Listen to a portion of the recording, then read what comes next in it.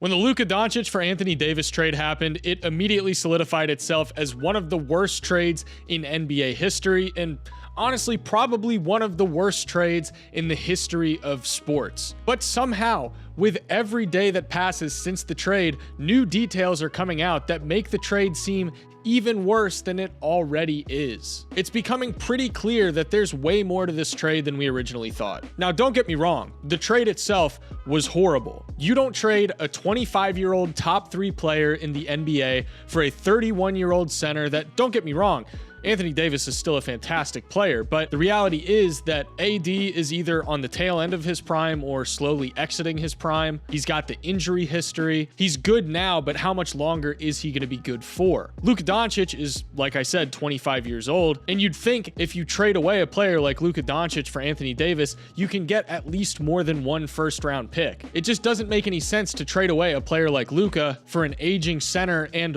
one first-round pick, unless there's more to the story. Now, to try and understand this story a little bit better, we got to hold Nico Harrison under a microscope and look at everything that he's said since the trade happened, because there's a lot of weird stuff being said. Nico Harrison is the culprit in all of this. He's the one who facilitated the trade, and this is just an unfathomably bad deal, and you wonder what could lead somebody to even making this trade in the first place. But a recent report suggested that Nico Harrison does not have the long-term desire to remain in his current role as general manager, which is weird because why would you seemingly sabotage your team's future just because you don't want to be general manager anymore? It seems like there's probably easier ways to go about getting fired that don't involve trading away one of your best players in franchise history, a guy that just took you to the NBA Finals. He also acknowledged, though, that him and Jason Kidd probably aren't going to be in their current roles for very long, at least within the Dallas Mavericks organization. He said it's probably 4 to 5 years before they can him, and I'll be honest,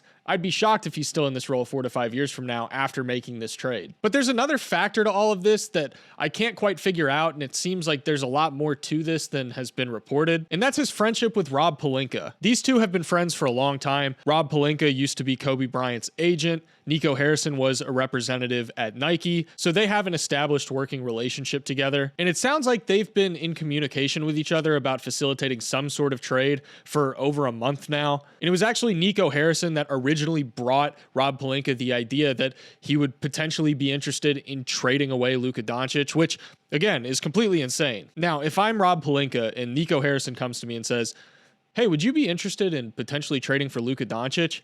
I am obviously saying yes. I'm shutting up and telling him anything that he needs to hear to make this trade go through. If I'm Rob Pelinka, I'm probably trading everyone on that roster that I possibly can to get my hands on Luka. And this really begs the question, why didn't Nico Harrison try to get more for Luka Doncic? Yeah, I understand that he's friends with Rob Pelinka, but that doesn't explain why you would only get Anthony Davis, Max Christie, and one first-round pick in this deal. Anthony Davis, great player. Don't get me wrong. Max Christie, I'm excited about what he's going to be able to do. But to get one first-round pick, which may or may not even be a valuable pick going forward because you just traded him a top 3 player in the NBA, so the Lakers are probably going to be at least decent, at least a playoff team. So the value of that pick inherently goes down when you trade Luka Doncic to that team. Why only work with one team? Why only work with one general manager? Why would you not put it out there? Well, the easy answer is that if you go to other teams and start shopping Luka Doncic, those other teams can start leaking reports to the media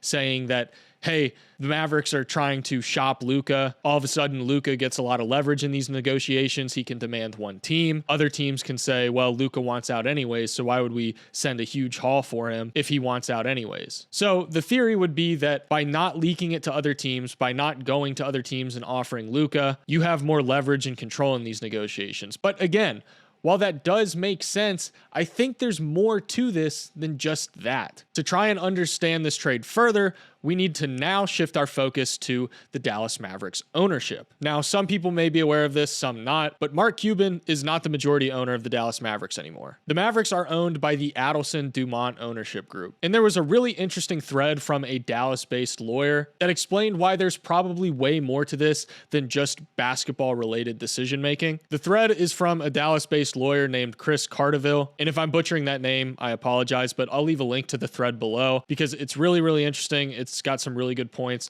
I'm just going to touch on some of the main topics here, but all credit goes to him. According to Chris, the new ownership group in Dallas wants to open a destination resort and casino in Dallas-Fort Worth. Now, currently, gambling is illegal in Texas, and the new ownership group hasn't had any success lobbying to get gambling legalized. Now, Chris theorizes that the Adelsons wanted to make the Mavericks as unpopular and unprofitable as possible, alienating the fan base so that they can use that as leverage to either get Texas to legalize gambling or move the Mavericks to Las Vegas. How do you accomplish this? Well, you trade away one of the best players in franchise history that just took you to the NBA Finals while he has the best team he's ever had around him. You piss off the fan base, you ruin your long-term ability to compete, you jack up ticket prices, and it's already been reported that the season ticket prices for next year are going to increase by 61%, furthering this idea that ownership wants to alienate as much of the fan base as possible. This gives them something that they can hold over the Texas legislature's head and say, hey, people aren't interested in the Mavericks anymore, so we're probably just going to move the team to Vegas if you guys don't let us open up this new arena and legalize gambling while you're at it. I know this is getting pretty conspiratorial, and we've really had to put on our tinfoil hats for this, but the more I think about this trade, the less sense that it makes from a basketball perspective. I really just don't think that there's a ton of ways that you can slice this. Yes, you can say that Anthony Davis is a defensive upgrade over Luka Doncic, but Luka Doncic just took you to the NBA Finals. He has good defensive personnel around him. Derek Lively, I understand he's injured. You might not have had too much of a chance this year just due to the injury problems that they've dealt with, but it's not like the Mavericks were just doomed to being a terrible defense. They've had bad injury luck, but I don't think this is a team that could just double down on defense by getting Anthony Davis, and all of a sudden they go from being a team that can make the NBA Finals in a pretty competitive Western Conference to winning it all this year. It's not like they made the NBA Finals in spite of Luka Doncic. They made the NBA Finals largely because of the contributions of Luka. And he didn't even have the best playoff run that we've seen him have from a statistical standpoint. But even still, you look at the Western Conference Finals where he was completely picking apart the Minnesota Timberwolves defense. You look at how good their defense was post All-Star break, and you just can't convince me that they somehow needed to double down on defense. They were fine. The biggest knock that you can have on them for not winning it all is that they ran into the Boston Celtics. This just really makes me think that there had to be stuff going on behind the scenes. You also have the potential injury concerns that have been reported where the Mavs front office was worried about Luka's long-term ability to stay healthy. They weren't happy with his conditioning. And there's some breadcrumbs over the past couple of years since Nico Harrison has been hired that he may have not been the biggest fan of Luka. Luka actually had a trusted trainer on staff with the Mavericks, and Nico Harrison removed him from the staff. And Luka's made complaints before about how they get rid of all the players that he likes. And while I don't want to make too many assumptions, this is something where there's smoke, there's probably a little bit of fire. And I definitely don't buy the theories that the NBA had a hand in making this happen because they wanted to get one of the best players in the NBA on the Lakers, but they're certainly not going to say no to a trade that sends Luka Doncic to the Los Angeles Lakers. This is probably best case scenario for the NBA because it's going to improve ratings, it gets one of the biggest stars into the biggest market in the NBA, it makes the NBA front page news for the foreseeable future, gives them a ton of storylines to work with. I don't think they were actively involved in making this happen. That's a little bit too much of a stretch for me, but anyone thinks that the NBA would have vetoed this trade is probably getting a little bit carried away. But the fact that we're having to resort to these conspiracy theories to try and make sense of this trade tells you just how insane of a trade it was. There's no excusing it. Nico Harrison should not have a job. I don't know who he spoke to about this trade, but it shouldn't have been okayed in the first place. I don't think everyone was on the same page despite what's been said, and I feel for Mavs fans because they're going to be feeling the repercussions of this for a long time. Even though I do think Dallas will still probably be competitive this year